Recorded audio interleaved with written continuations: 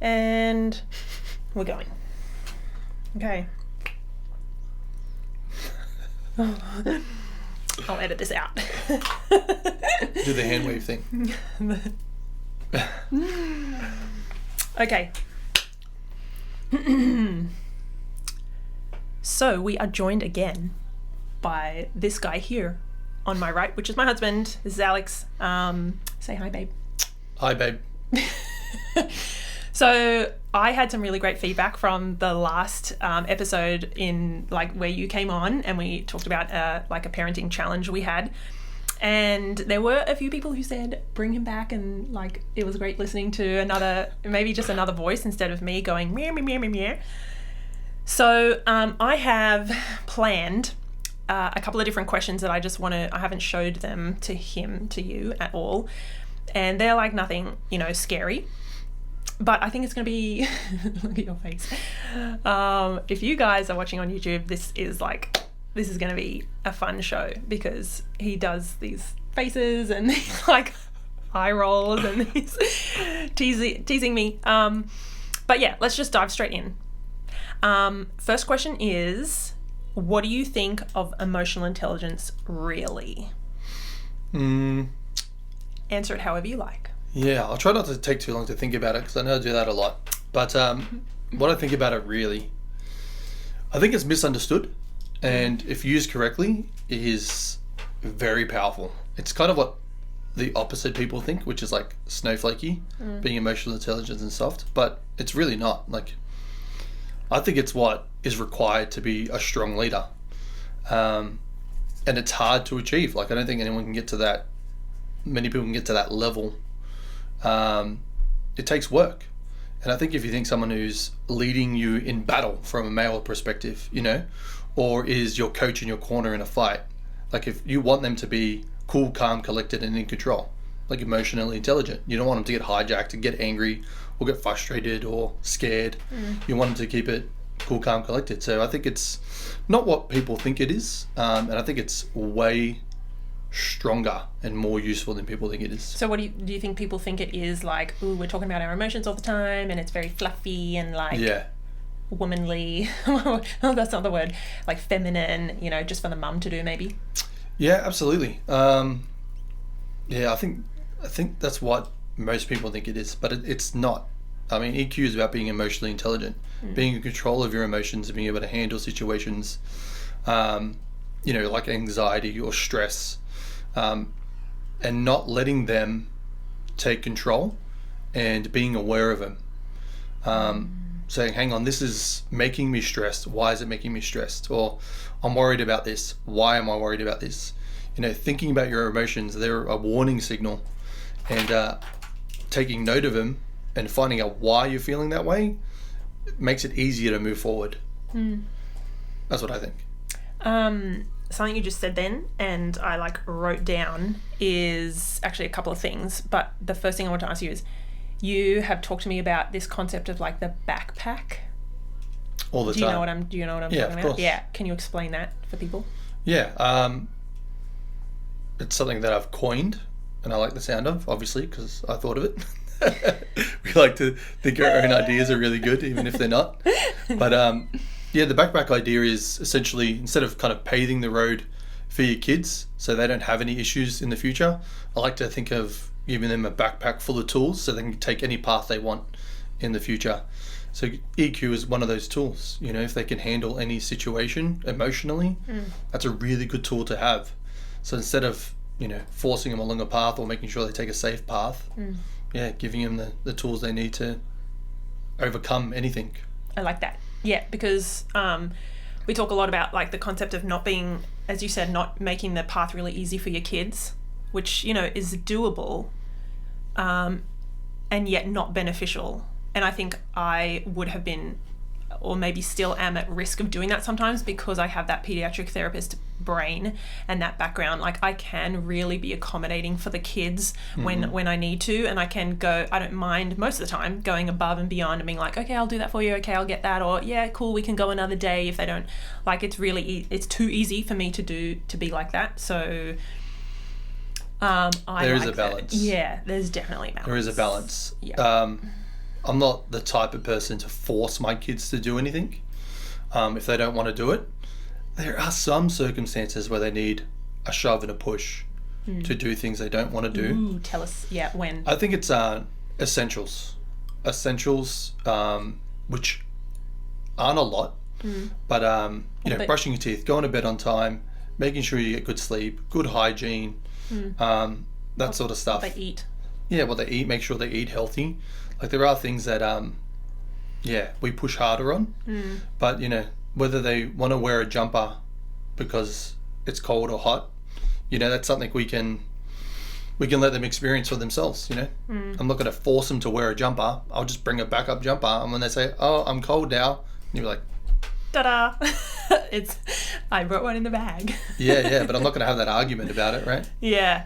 Actually, my mum said something the other day. This is a few weeks ago. She was like, "I have really," because she obviously knows what I do and sees a lot of my stuff online.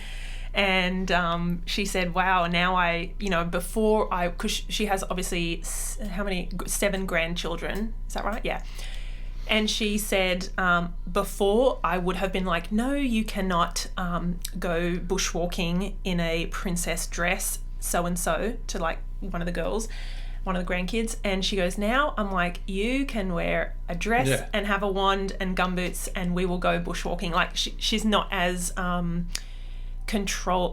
controlling, but like forceful. Yeah, like she's more flexible, less of the this is the way we do things because this is the right way. She's much more flexible, which I was like, and you learn more from that too.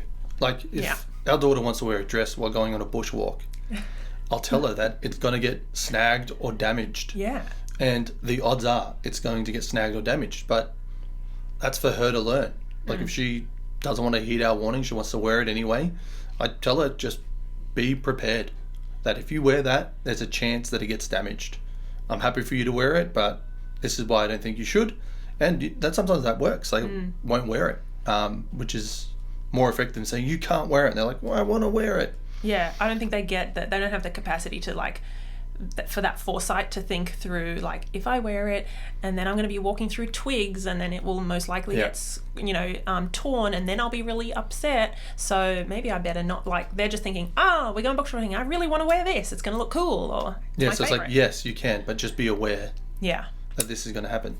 So I like how it's what we do generally is like bring things to the kids' awareness, and then most of the time let them make the decision on their own, unless, like you said, it's like it's a dangerous thing or it's a health thing, like health, danger, safety.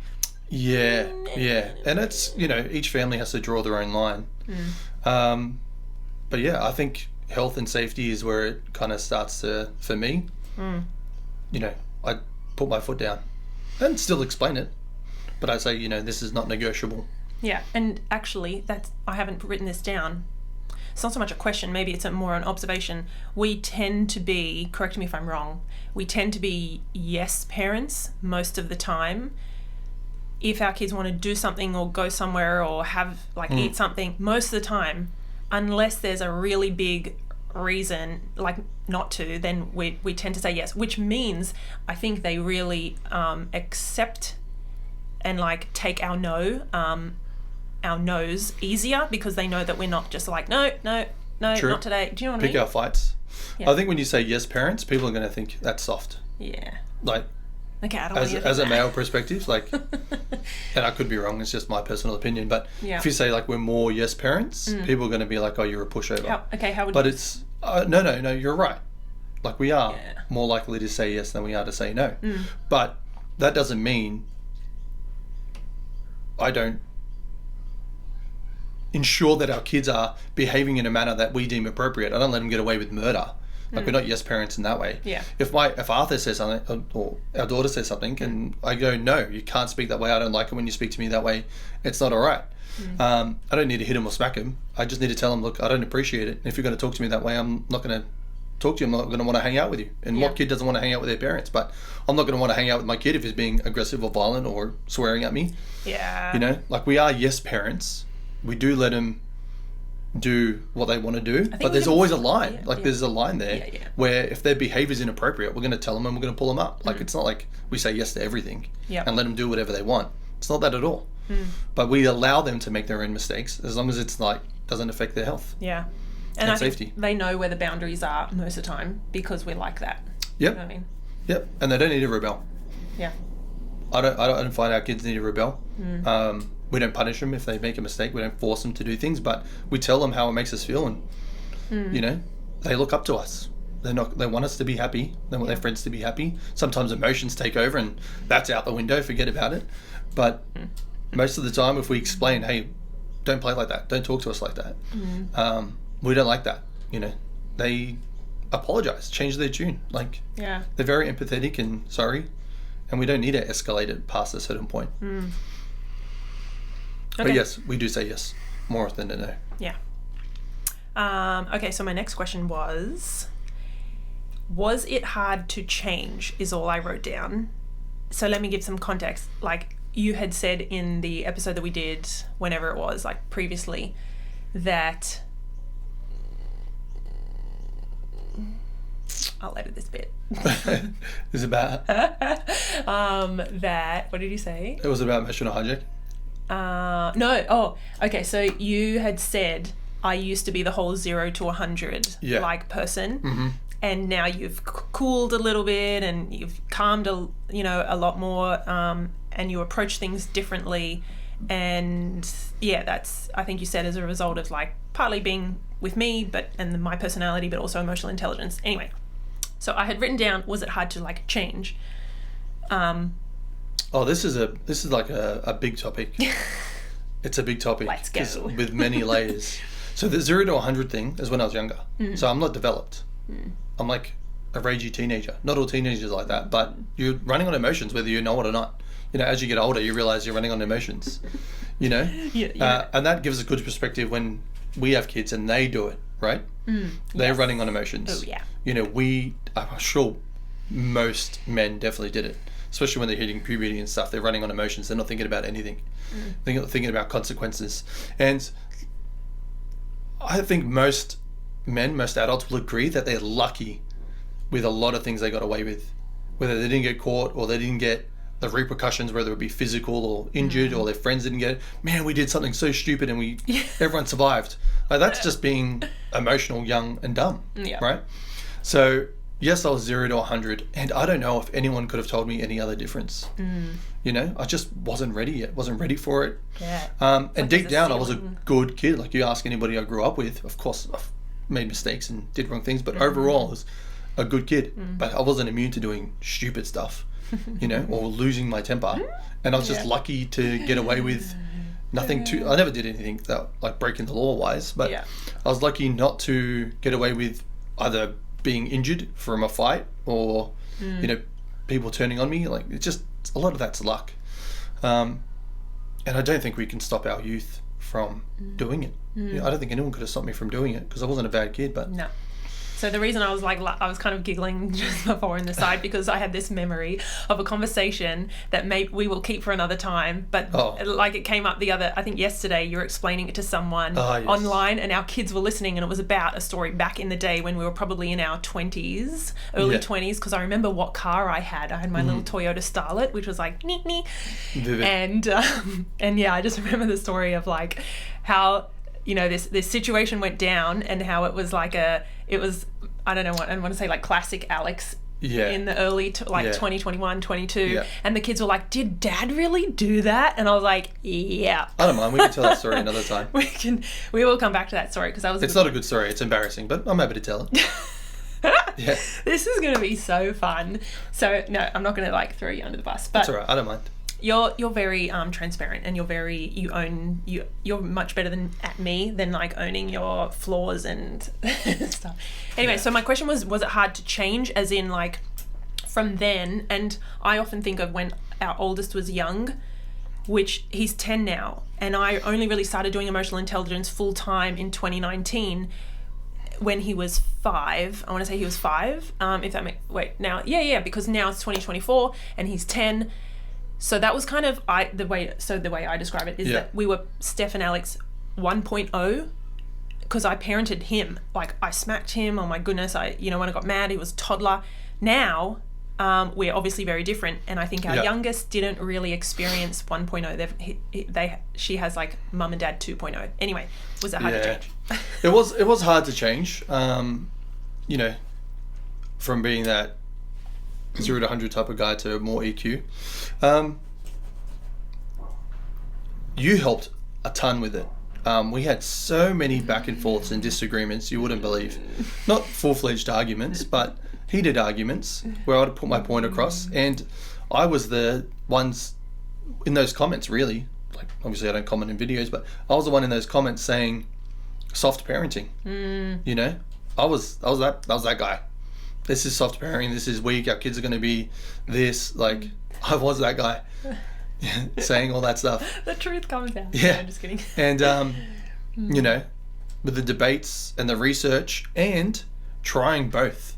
So I would try my system and then do your system, and the long-lasting effects was better with how you said it, taught it, spoke about it, you know? Like the short term, the smacking, the yelling, the timeouts, it worked in the moment, but it didn't curb the behavior. Yeah. But having the conversations and being more patient actually made them stronger, kinder, more resilient kids. Like, it's just 100 times better. And from my perspective, and you know, this is going to be my point on it. I know it's like you asked a question about change. I bring up fighting a lot. I use fighting as an analogy. I use sports as an analogy a lot.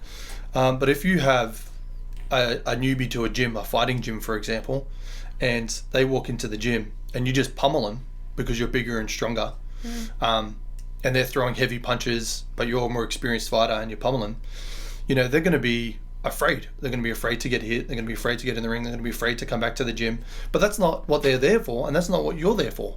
You're there to make them better fighters. So you need to play at their level. And that's the same with the kids. If I use my strength and my demeanor and my authority to dominate them, then they're going to be, all they're going to get is fear. They're going to be fearful. They're not going to want to come to me. They're going to hide their mistakes. And that's not developing our kids to be ready for the outside world. You know, I've got to have those quote unquote sparring sessions with them where they can throw some punches at me and then I can throw some light shots back. I'm an adult. Like, I can take these verbal assaults, these insults, and then I can counter with, hey, that makes me feel bad, you know? And they will be stronger outside with other people, with other kids.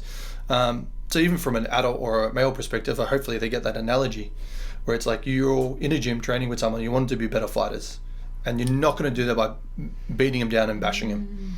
You're going to allow them to kind of pick up the pace, learn their speed, throw some punches, you know? Maybe you get hit a couple of times, but you hit back, and it builds their confidence. It's the same as kids. We want to build their confidence so they be strong and brave. And I think if you beat them down, they're just going to be scared and anxious. Yeah. Oh, I like that. I really like that. The fighting analogy. Yeah, I like my analogies. Some people don't, but that's what I do. That makes sense to you. Okay, my last question is, do you have any like suggestions or tips for dads who, I was doing actually it was something on Instagram today, so I haven't done it. I haven't thought this out, but I know that there's a really small portion of the listeners who are dads or male, much more women or mums, but I think it's still valuable to ask you what some tips for dads would be, and even just to share your ideas. Like, if dads think, obviously you've just explained the whole, it's not raising snowflakes, but like, not at all. You know, if dads are like you, not coming from being parented and raised this way, and it feels, I wasn't. Yeah, like it feels maybe counterintuitive. Yeah, it really I does. don't know. Do you have like, what would you? I know, like, we can lose our temper and we want people to fall in line, especially our kids, and we just want to be left alone and we don't want to have to explain ourselves. Like, that's we just want our space, right? Like, be quiet, go over there, leave me alone. You know, and then they don't listen and you get more annoyed. So it's very difficult to muster that energy and that effort to explain to your kids, hey, I'm tired, please leave me alone. And a lot of the time they're not going to listen. So it takes practice And the better you are at it, the more control you have of the situation. I don't want to say the more control you have over your kids, because that sounds terrible. And that's not the ideal situation. But you want to build that relationship. You want to have those sparring sessions with your kids where you're having it back and forth, where you don't escalate it. You tell them how you feel, how the situation feels. And it takes more effort. And, sometimes I don't have the effort to do it. And I tell my kids, sorry, I can't have this conversation. Please go away. Mm-hmm. Like, I'm annoyed, I'm upset, I'm frustrated. I just need some space. And our kids will give me space. Make sure that's not personal. I tell my kids that I love them. I want some space. I want to be left alone. I love you, but not right now. And they get that. So I guess what I can say to dads is, if you want to build resilient, strong kids, they need to have the ability to argue with you, to disagree with you, and get their punches in. Mm-hmm. And you have to dish it back out without making them feel shamed, scared, name calling. Yeah. Like, I could say to my kid, like, that's bratty behavior, or don't do that, that's silly behavior, but I'm not calling him silly. I'm not saying you're a silly kid. So it takes a bit more effort, but ultimately, you what do you want? You want your kid to be strong and confident. Yeah. And they're going to get strong and confident if they've got someone a safe space that they can express themselves, make mistakes, get it wrong, and then be corrected safely. I don't know if that makes sense. Yeah, totally. I'm like, but that's you don't want kids to be bullies. You don't want them to be scared. So you gotta let them to build their confidence. Yeah, and it's a good place, or a good opportunity to do with us, because we're a safe place where it's almost like the dojos at home. You can spar. Yeah, for sure, and that's where EQ comes in. That's where I need to be able to keep my cool on a rough, long day where I'm not feeling well, I haven't had much sleep because our daughter's been in our bed keeping us up, And keeping your cool and allowing your kids to kind of have that conversation with you, that's tough. But being in control is a strong thing. So if I can control my emotions and not get emotionally hijacked, then that's a sign of strength. And I think we should be proud of that. I don't think it's we should be proud of using our strength and our power to belittle people. Yeah. Hopefully I answered your question. Yeah, totally. I wasn't ready for that one, so I'm in a bit of a roundabout. Any of them. I've written some more ideas down, but we will cover them next time because that was really good. Thanks, David. Oh, good. I'm going to look back on this and be like, man, I should have said this, should have said that. That's what I do every single episode. I'm like, I should make more notes. I should be more comprehensive with my preparation. Whatever. Yeah. Well, hopefully I got that message across. Yep. Cool. Thank you. Thank you. I love you.